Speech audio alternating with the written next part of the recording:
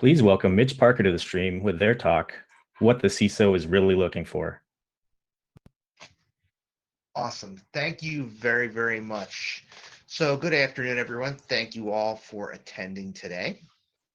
So like I said, as soon as I can get over to my next slide, why are we here today? There's a disconnect with hackers and security management. It's really hurting us. And a lot of the CISOs coming out now, they don't really have a security background. You get a lot of ex-Big Four, a lot of people with accounting backgrounds taking this role on, and it's different. And I'm going to be very clear about a couple ground rules. Number one, I'm going to promise you a BS-free experience without some meaningless motivational story. And I'm also not going to give you the recycled motivational porn that people are passing off as any kind of learning materials that are being used to keep people in line these days. I call it like it is. So, what the hell did I get myself into? This is my introduction. I was not on the management track by any means. Most of my coworkers in my consulting company did not like me very much, and I had a lot of problems there. I was a specialist consultant that was doing databases and security. I didn't want to have a life cycle anymore, and quite frankly, was dealing with bad management, aka somebody who was an MBA that got brought in to run an IA program who was pretty much destroying the IA program I worked at on a government consulting engagement. And my other customer was toxic with leadership issues.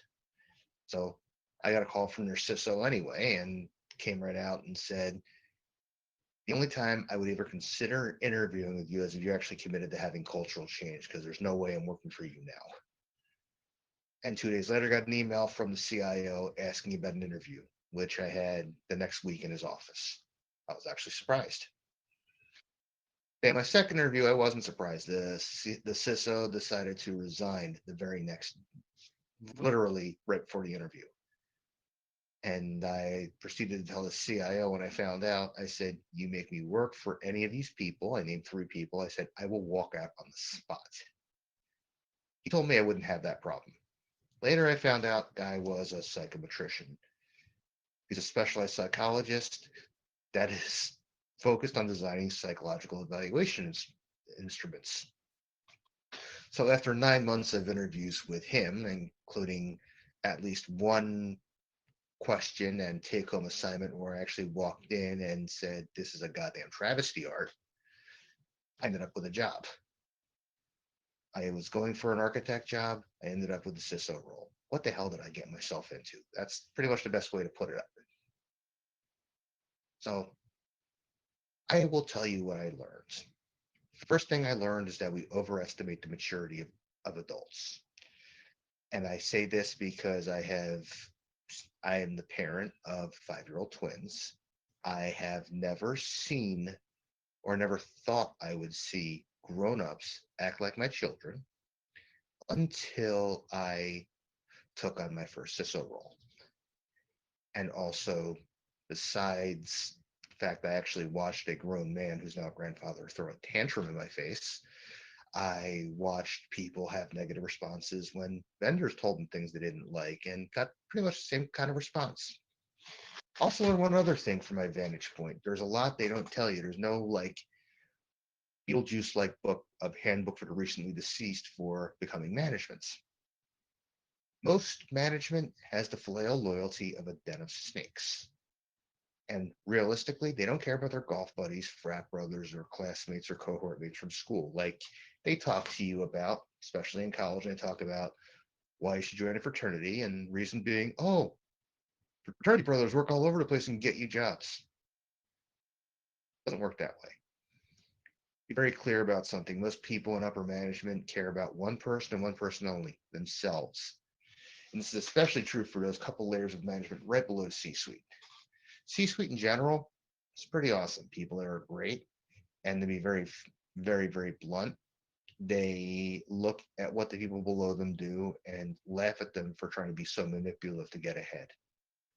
Because those people that are manipulative and self-centered, realistically never make it in the field. And I will also tell you one other fallacy, the fallacy of someone being given a choice. If someone is from executive levels let go from an organization and you hear the wording, they were given a choice, they weren't. I have handled more executive, for lack of a better term, firings over the past 12 years than I care to mention. No one is given a choice. There's no other way to put it. So, what's the agenda? Now that you've heard a lot of this stuff, we're going to talk about where this role really came from in healthcare and finance and the roles that spyware, malware, and file sharing play with it. Talk about DoD, talk about NIST, policies, what are risk assessments, high tech and business associates, aka the contract effect, training, and realistically, what's that? And yes, you have to do a risk management plan. Moving on from there, we're going to talk about following up with vendors, data loss prevention, and PCI, which is the intersection of business and security, smartphones in the cloud, privacy, who is HR and why do I need to know them? Why does HR need to know about what we do? And then we're going to talk a little bit about ransomware, because that sums up everything pretty nicely, and talk about how we evolve, and then come to some pretty awesome conclusions. So, what else are we going to do? We're going to discuss what these are, and we're going to discuss where and when and how we need hackers to help out in addressing them, because we need your help. And to be very clear, there is no both sides or red pill. Whoever tells you these words has an agenda. You don't want to go there. And their agenda is to keep things the way they are because they're benefiting from their not doing anything. And I'll be very clear about one other thing. I worked with one of the biggest scumbags in the IT industry at one of my previous jobs. He was blatant about this. Same manager, give you an idea of how much of a scumbag he was. When my wife and I were looking to move to Elkins Park, Pennsylvania, proceeded to tell me in no uncertain terms that if I decided to have kids, I should maybe not move to Elkins Park because of the large amount of black people. Needless to say, he didn't realize what ethnicity my wife is, and let's just say I was very happy when he walked out the door 2 weeks later because he was on the way out anyway. But yeah, you will deal with a lot of people like that in this industry, sad to say. So, where did this come from? So, the Health Information Portability and Accountability Act requires that organizations actually appoint an information security officer. It's federal law. So 45 CFR 164.308A2. The only time you'll ever hear me say that is in the room with some lawyers. So they're responsible for the design and implementation of policies and procedures for the covered entity or business associate. So it's an assigned role. And in finance, the Federal Financial Institutions Examinations Council, that's the FFIEC, better known as the organization that provides the oversight and audit guidance for every financial institution, they also require one. That comes out of our IT handbook, section 1A2C. Little different from everyone else is that FFIEC requires that the CISO be independent from IT operations, and the recommended organizational structure the FFIEC and federal banking system have requires a chief risk officer. So usually in finance, your CISO will report to the chief risk officer because of the required independence from IT operations. So what's really happened? So we know all these nice federal regs. In healthcare, if you can actually spell it and who can actually speak well and not embarrass themselves in front of the C-suite, usually you get the role. Finance, this goes to one of your ex-auditors from Big Four or a strong technologist. And reason being is because organizations pay the Big Four millions upon millions of dollars to tell them what to do and to help provide audit and strategy guidance on security. So usually they get these kinds of roles. So FFIEC and finance, they have great guidance, strong guidance, I would say best in any industry. Healthcare definitely doesn't, which is why we're here today. So, give a little bit of history. I've been doing this security about 18 years and talk about how security was before spyware, malware, and file sharing. So, people fought three things. Number one, the firewall protected all, and that you only needed to audit it once a year. Number two, no one cared about the audits. And number three, antivirus actually works. So, a little thing happened about 17 years ago, and we call that CASA, better known as the file sharing program from the people that invented Skype. And they had a very good distributing network technology, basically designed to get past decentralized Napster servers. You remember those from back in the day that Metallica sued over. So what happened is a lot of people installed Kazaa and other file sharing programs on their computers at work. So or their computers at home. So one important case I always remember is a postal service employee installing this on their work computer that contained confidential HR data. At the time, there was a popular band called the Postal Service. So instead of getting MP3s of your favorite band, you were getting the employee discipline records from a U.S. post office branch somewhere in the Midwest. Lots of people had credit card info. Lots of people had adult content show up because Kazaa was people were picking their My Documents folder to share it, and they didn't realize it shared everything underneath. And for a lot of middle-aged men back then, their hidden porn stash folders also got shown on the internet. So you learned a lot more about your friends and family than you cared to mention. So what else happened is to make money off of this because you weren't making money selling music. People were putting spyware, malware, and all sorts of other fun things as bundles with file sharing software. So PCs started getting wrecked by spyware and advertisements and Bonzi Buddy. People started getting really concerned about that. So people actually realized they had to do something, and security started getting empowered to buy solutions to fix these problems because, quite frankly, you're not going to be able to chart on a patient in a hospital if Bonzi Buddy keeps showing up. So this started what we call an arms race because when people started fixing these issues, there were a lot of other ones they started realizing existed. My favorites are like buffer overflows, memory corruption, not patching, especially due to the 2003 Welch attack that took down the US Navy, and ancient legacy apps and security holes. So everything started becoming fair game. People realized, hey, maybe the AV package I bought isn't doing the job. Or maybe that firewall isn't doing the job either if someone can get Kazaa behind it.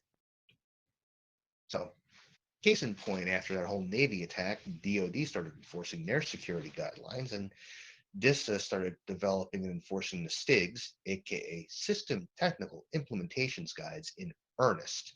Whereas before they were updated maybe once a year, they started seeing a lot more updates.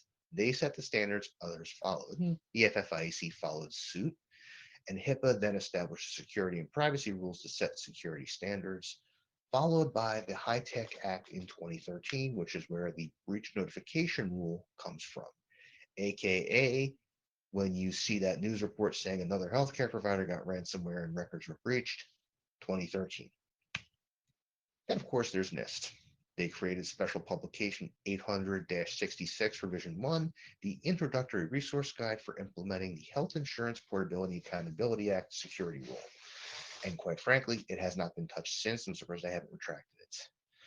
This document provides more of the same if you've been a defense contractor and you basically want to turn security into an exercise of what pen to use to check the box to make sure that upper management understands what you're doing so the general can sign on the dotted line so your system can go live by accepting the risks.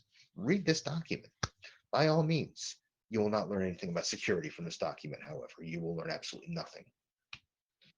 Now, if you want to know what to do and why we need your help, please go to the next slide. If not, stop here. Sorry, I didn't have the awesome choose your own adventure meme here. So, sub policies. What are those? So, according to dictionary.com, a policy is a definite course of action adopted for the sake of expediency, etc. And according to someone who's been in my role, policy is something that people follow when it doesn't get in their way. It is a well documented set of abstract procedures that define the course of action organizations should take. However, it's really hard to provide compliance with. So, tell you a funny story. 4 years ago, I was presenting to the CFO of my last job and his management team, which included my boss, on what the policies were. And I presented on the six core policies and board documents that made up the information requirements for the information security program. CFO stops me, goes, "Hey man, I've been working here for 35 years. I don't know what half of these effing policies are." A policy is only as good as the people that understand what it is and why you're doing it. So to get an answer like that from a member of the C-suite told me everything I need to know about policy communication in that place, aka it wasn't happening. So how can we use the hacker mindset? We need to think of how to determine if our security policies are being followed and devise tests based upon actual policy compliance. Because as the previous example showed, people aren't going to follow it because it's on paper. They most likely are. And then there's no way for them to trace policies or compliance with it. They think they're going to get away with it. And there's a lot of people out there that have the fallacy of thinking because it's written down that it's going to be followed. And the truth is that it's not. I'm really sad to say that. But again, previous example shows we have to find ways to ensure they're being followed because just saying you have a policy isn't enough. And having to appear in court over our policies, I'll get to that later, tells you you've really got to be sure. So, what's a risk assessment? So, I quoted the Department of Homeland Security. It's a process to identify potential hazards and analyze what could happen if a hazard actually occurs. However, this is the government. You go to different branches. According to CMS, it's a process by which an organization checks to see if it's compliant with the administrative, technical, and physical security requirements of the HIPAA security rule and helps determine where and when protected health information is at risk. So, going on with the theme today, what do most organizations do? And my friends, the underpants gnomes are here to help me out. What do? Is they print out the HIPAA security rule or use the CMS system readiness assessment tool to verify your compliance. Check your policies and procedures, which we've just proved that most people don't read, against HIPAA. Give themselves a clean bill of health and profits. So why do we need help and where do we need it? So we need to have real tests and for the system to store PHI and the networks themselves and test them for weaknesses. And incorporating those pen tests that test for actual compliance is something a lot of organizations just don't do. I've heard the words out of scope more times in my career than I care to mention. And a lot of people do get surprised when they get breached because of these ancient systems that have good operating policies and procedures. However, they're running on unsupported operating systems or ancient web apps. They think they're okay because they check for a patch once a month and write down they checked for a patch.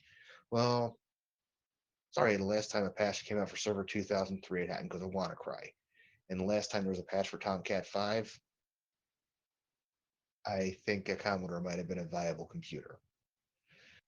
So HIPAA and other control sets, they take the idea of compensating controls, like we just talked about, way too far. So we need to address real needs. And instead of having a risk assessment that just looks at our policies and procedures, actually has real tests in place to show whether something's compliant or not, aka doing some real work as opposed to interviewing people and having them give you BS answers.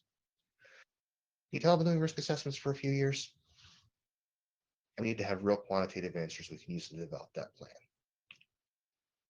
So brings me to the next part, which is high tech and business associates, or as I like to call it, the contract effect. Healthcare and finance organizations are required to do due diligence on vendors and their business practices.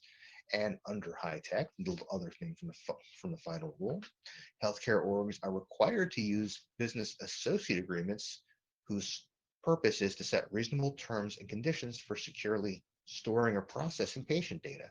They're actually binding legal contracts. They specify responsibilities and liabilities when it comes to protected health information.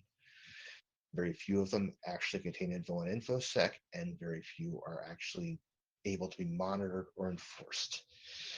I will tell you, dry some of the stuff I've seen in BAs drives me up a wall. So, what can we do about it? Where do we need you? So, based on the applications and services we have, we need to put some enforceable pen test agreements in place and actually put some real security standards into them, which we've done. Because I can't tell you, it used to be, well, Microsoft patches, so it's changed from that to, hey, we're on AWS. Doesn't matter. You need to make sure you have real security standards, and we need to tell the other CISOs what the real threats are. Because what's been happening is that people think because it's in the cloud that it's more secure, and the truth is that it's not.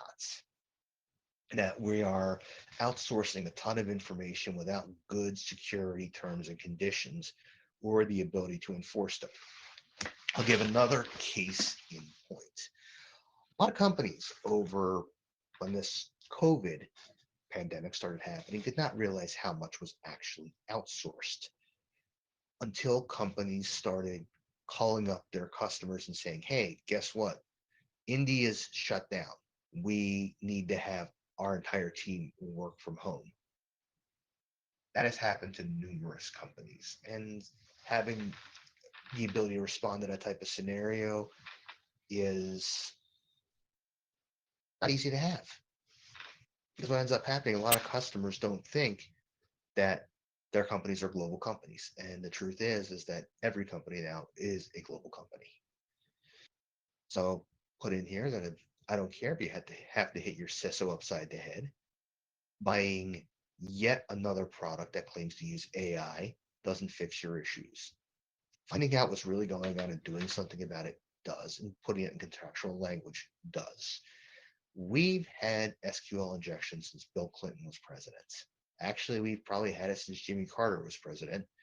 But the difference is they didn't connect those NASA and Oracle or IBM systems to the public internet back then. And AI doesn't fix your problems as so much as it doesn't. It gives you a whole brand new set of problems to deal with. Your CISO disagrees. My email information, Signal, and Twitter is available at the end of this presentation. It's a whole new set of problems, and we've been doing some work on that. But again, we have a problem of people trying to gloss over problems, and which is a recurring theme, and we have to be able to come up with plans to address the actual needs that security requires. So brings me to training. So under healthcare and finance, you're supposed to require regular and relevant training. So HIPAA is more about the security rule and information security. Finance is about fraud prevention and information security. It's required to be logged. It also requires a QA instrument. And I hate most of it, and I think it sucks. Why does training suck? I think this modern meme will provide the good explanation. Most people don't remember training, and they'll go outsource it to somebody else. And the money printer does go brrr. So, be very clear, most CISOs buy training from companies that have no clue and who do not understand healthcare. And a lot of organizations don't want to confront the elephant in the room of BYOD and home internet usage causing a lot of these security issues. And a lot of times it's because people hide behind liability. I had an entire security program on a Target breach scrapped because the CHRO of the place I worked at did not want to be liable for telling people, hey, you might want to call your bank, get your bank account numbers changed, and get your debit card numbers changed because likely you were affected. And COVID-19 did not move the needle much because what ended up happening is people started concentrating on things other than home's internet security. They cared about their devices, and that was it. Meanwhile, you're ignoring the fact that all that traffic is going through hundreds of thousands of routers, many of which can be easily owned. So the advice sucks. So how do we make it not suck? First of all, this is really tough. You've got to tell the CISO the emperor has no clothes. Most of them don't get it at first because they're going to steadfastly deny it, and they think their training is great because certain people in the security industry worked on it and it's great. And be very clear about something else. Live demonstrations of why your training does not work. It's good to show why it doesn't work, but don't take it as far as doing live demos and how to own something on stage. Tell you what happened that was really funny. I was at the HIMSS 2017 conference in Orlando, and the CIO forum they had the day before the conference had a very famous, or you could say it's actually in his copyright speaker at the conference. And he gave this whole demonstration of how nothing's secure and you can be owned, and quite frankly, scared the crap out of 300 CIOs and some people from the industry that were in that presentation. And one of the women that saw that presentation was actually visibly shaken. She was also a friend of mine. So I looked at the effects of that and realized that is not the way to train people. That was a major backfire on what they did hiring that person. So truth is, what we do is we ask users, actually come up, ask them, does this work? Doesn't it work? How could it work better? And have put ideas for it that actually mean something to people. And that really means home usage. And it's not because I want to increase my organization's liability. It's because the fact is people are going to actually listen to you if you're related to their personal lives. And that's the biggest thing you can do. You don't do it because some company comes in with all these certifications and says, oh, you should do it because we do X, Y, Z. That doesn't help you. You got to cover the actual scenarios. And quite frankly, I want real security people looking at the training that we put out so that we can put out something that's actually credible. And I care about that immensely because, again, ultimately, we're only as credible as what we did in the past week. I actually write the training, and a big part of why I write the training is because I hate most of the other training because it doesn't work for my customers. And I would rather go into the C-suite and say, I did this and worked with all these people, and here's what we came up with, rather than, hey, I bought something. Do you not want to run me out of town on a rail? Guess which one I pick. So we're going to get over to having a risk management plan because yes, you have to have one. Yes, you have to put together the risks you discovered, real dates behind them, and then follow up on them. So why did they suck? Why did they fail? The reason why is because many of them aren't based in reality. And the other part is that people put the dates for the projects on there, not actual completion tests. What that means is that, yeah, we finished this project. Does that mean the plan's done? Well, no. I've actually had that conversation with our friends at OCR. You have to be able to prove it works. And you have to be able to have tests for successful completion and be very clear. Running a vulnerability scanner is not a test for poor app security, and neither is slapping a web application firewall on your crap code from 30 years ago and calling it complete. So, thing to keep in mind is that many members of upper management like to buy things to look good, even when they don't work. And they also love to descope and minimize everything. So, a lot of the behaviors that we've seen, quite frankly, in the past couple of weeks with some people's responses to the current social situation are sadly very predictable given how upper management acts. Because the person that's going to descope and minimize security issues in the office is going to do the same for anyone that's not like them. I'm really, really sad to say that. So this is where we need you. Anything we put in needs a test or test for success, especially for vulnerability management and app security. and especially with people trying to use technology to cover up the gaping wounds that are API security. And I gotta love my friend Alyssa Valentina Knight for demonstrating how much people need to do in that regard. And a few weeks ago, we pointed her towards healthcare. I do not want to be any of those companies when she's done because she's going to own the crap out of them.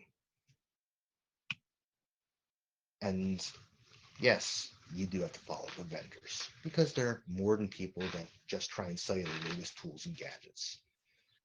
They also provide services to you, and your responsibility is to make sure they're secure for the business tax they perform. So, what does that mean? As I talked about before, you set up agreements to check them for vulnerabilities. I'll tell you the biggest piece of software I brought in during my tenure in my current employment, we pen tested them. We talk with them about security with the team around and make sure they design security in. Because here's the other deal, even the major companies out there, they all have pretty good product security teams these days. It's not like before where a lot of them hid from it. They will make product security people available if you ask because they know it's a game changer. And quite frankly, a lot of the larger med device companies know that they will lose business if they don't produce the cybersecurity people. So have that conversation, start having the conversations. Even if it's a little conversation, have a conversation. And I'm going to put something here I didn't write into this presentation. If they give you an answer that's a paragraph, ignore them. If their answer is anything but, we will get you someone from our team to talk to. And that person's at a sufficient level to actually do something, that's the answer you need any day of the week. Be persistent. Even if you don't find them via your management chain, because quite frankly, some of us deal with, how should I put it, bad managers, find them on your own because most of them are on LinkedIn. Most of them are in IEEE working groups. Most of them are in ISO working groups. You can find them in 30 minutes. So moving on, we're going to talk about another topic here, which is data loss prevention or cloud access security broker, DLP and CASB. So this is realistically what it is. That's when you take a look at outbound traffic and look for your company's data heading out. However, very ineffective with ransomware. Why? Because the ransomware operators know if they encrypt it themselves using a different algorithm and don't have access to the keys that can decrypt it and transport, it's not going to be effective. The LP is just going to go, hey, I see something encrypted. But the problem is TLS 1.3 has the same issue. However, it's something that the business uses to find the less sophisticated attackers that aren't trying to ransom your data. But most importantly, it finds the people that are trying to bypass more secure established processes. It's passive. But again, realistically, it does serve a purpose, although it's not really for exfiltration of data. It's to basically find bad business processes because there's always ways to exfiltrate data. I think our friends who have attacked tons of places with ransomware have proven that. So brings me to PCI DSS, and I'm going to break some sacred cows here. First of all, PCI DSS, it's voluntary standards that merchant banks and insurance companies require so you can process payments. Because you can volunteer, it's not regulatory. You can not comply, but good luck processing credit cards when no one carries cash. There's a lot of focus on processes, but little focus on how to actually prove requirements 6 and 11. And usually the people put in charge of this, they're finance people, they're accountants, they understand controls. They're not us. And what we need is people looking at and hammering on these systems who don't make the assumptions about controls.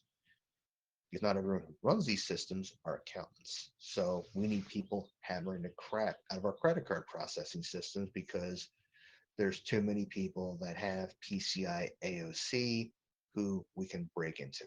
We know this, and several of the really good QSAs out there, qualified service assessors, also realize that.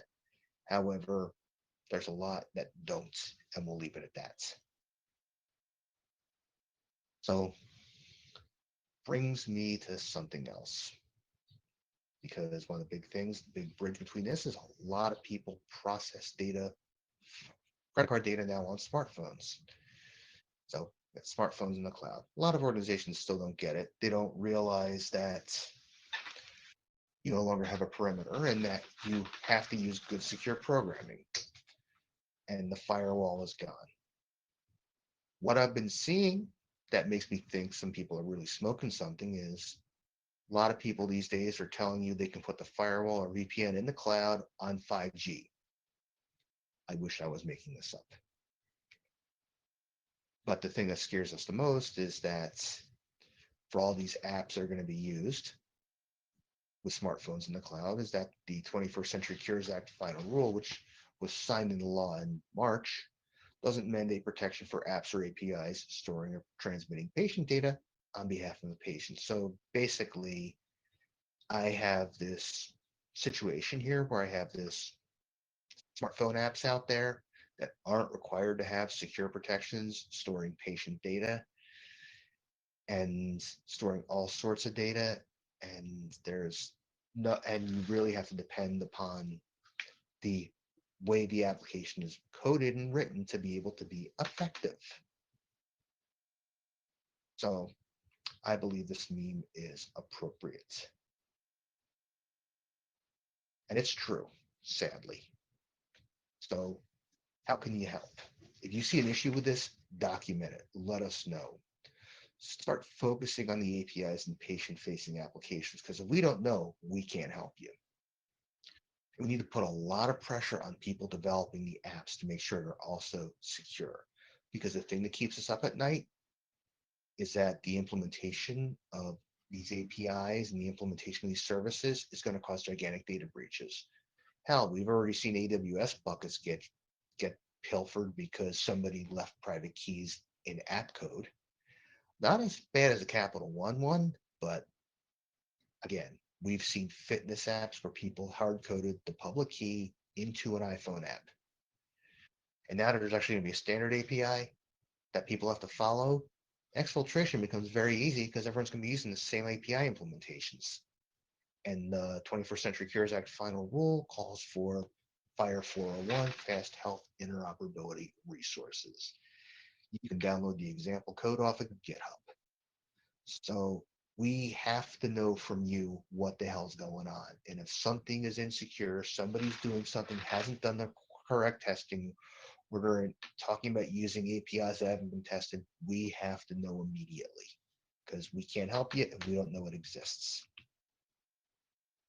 So moves over. Now we talk about that issue. Let's talk about privacy. So security talks about restricting access to what you should have. Privacy is about enforcing someone's right to keep their info secret. Or as I like to say, just because you can does not mean you should. So how do we guard against people doing that even when they have access? So we care about the ability of people to enforce who can look at their records and why. Why? It's actually federal law. Under HIPAA, patients can request an accounting of disclosures. In other words, who looked at their records and why. Finance, they bury it in audit language that's about 3 inches thick, but same thing basically applies. Also, professional conduct. So HIPAA, you can go to jail. And you might lose a professional license. Finance, they catch you pulling this stuff off as an accountant, you're not going to be an accountant much longer, and they won't let you touch money anymore.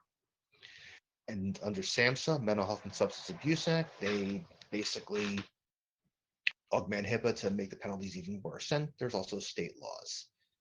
So we need administrative structure to enforce this because this is ethics more than it is technology.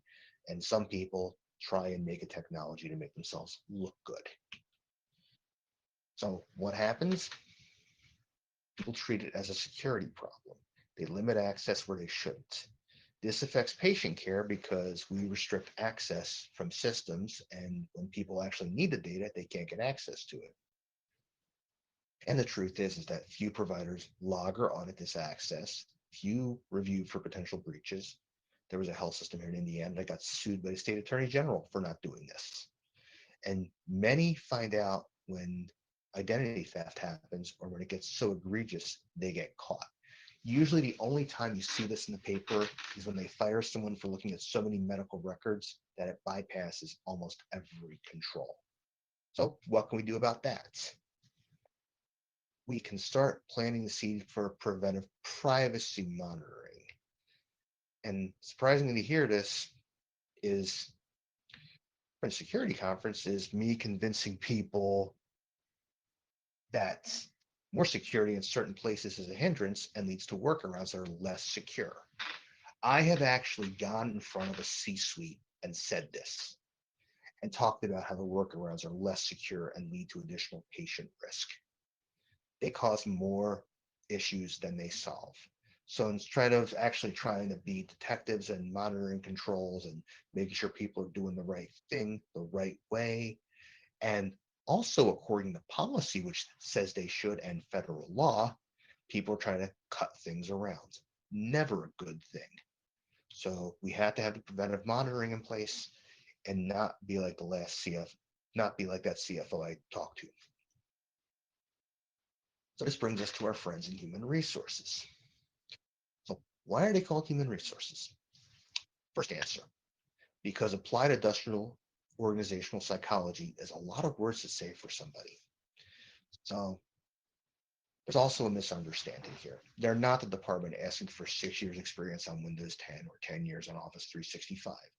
That's recruitment. And if a company is asking for that kind of stuff, more than likely they are looking to outsource the position anyway, and they're making their requirements impossible just so they could say, hey, yeah, we posted the job, but no one met the qualifications, so we have to outsource to this firm.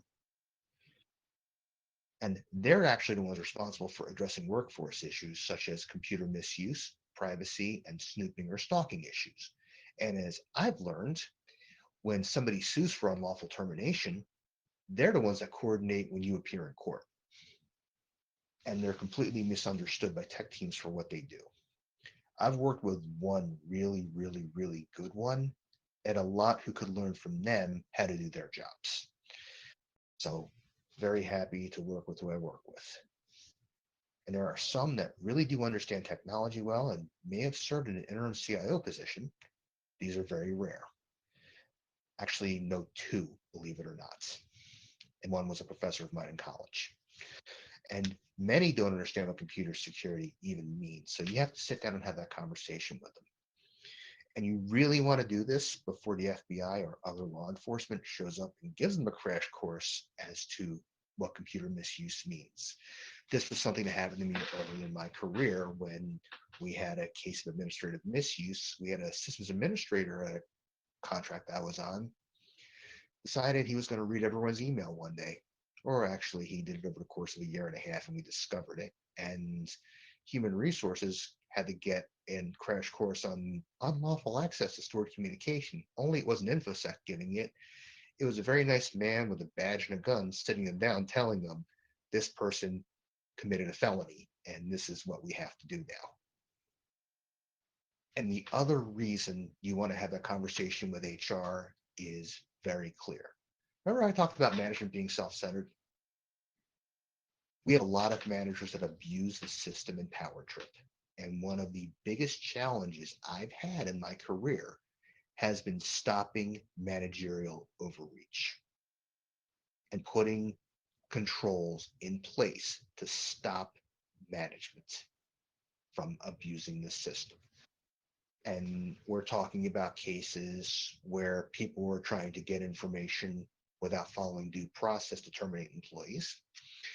I've had numerous cases where people were trying to override due process for basically depriving employees. And I've had to work.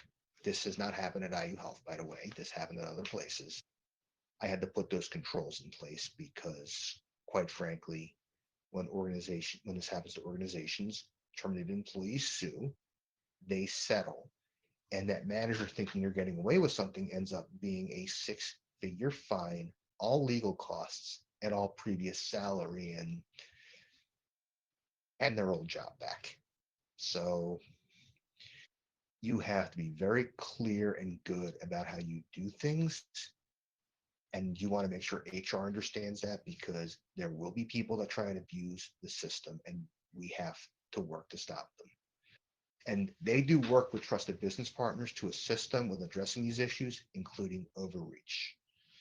The other thing we do that I like to do is separate out a lot of functions to make sure that there is never an appearance of impropriety whatsoever on the part of anybody, because again, ultimately, you have to be above reproach in this position, and we can't be in a position where somebody can abuse the system to adverse act to adverse consequences. So why does HR have to know our policies? Getting back to this, because when people get fired over them, they'll sue. And your policies have to match up with the rest of the organization. So under HIPAA, we're required to have what's called a sanctions policy that calls for terminations for bad conduct, aka someone going in, looking at your medical record and selling it to a tabloid for $10,000. I wish I was making it up, but that was the example I've actually given in the past to HR executives. I always talk about Kim Kardashian because everyone knows who she is. More importantly, everyone knows a number of people got fired from Cedars-Sinai in LA for looking at her medical records and those of her children. Everyone knows that case happened. But ultimately, your policies have to sync up with HR's. And you have to be able to provably and affirmatively show so. Another case, an example why I talked about training and why it sucks. Because if your training sucks and somebody claims to have signed off on the training and your training does not pass muster with the courts when your organization is being sued, guess who loses the lawsuits? And guess who might not be employed very much anytime soon? So you have to be very careful about this. And you have to know their policies as well. And when anything happens, you do not have free will. I'll be very, very clear about this. Because if you get sued and it goes to the labor board in certain states, you might be able to see your responses to the administrative law judge in Google. And if the answer to every question is, any question is, I did this on my own without talking to an HR lawyer, guess who loses the case and guess who might? Because what's going to happen is your employer is going to lose a lot of money. And guess how they're going to pay for some of that, offset some of that loss? Your salary. So I'm sorry to put it that way. HR, despite some of the misgivings that some people have about them, you have to be best friends with them.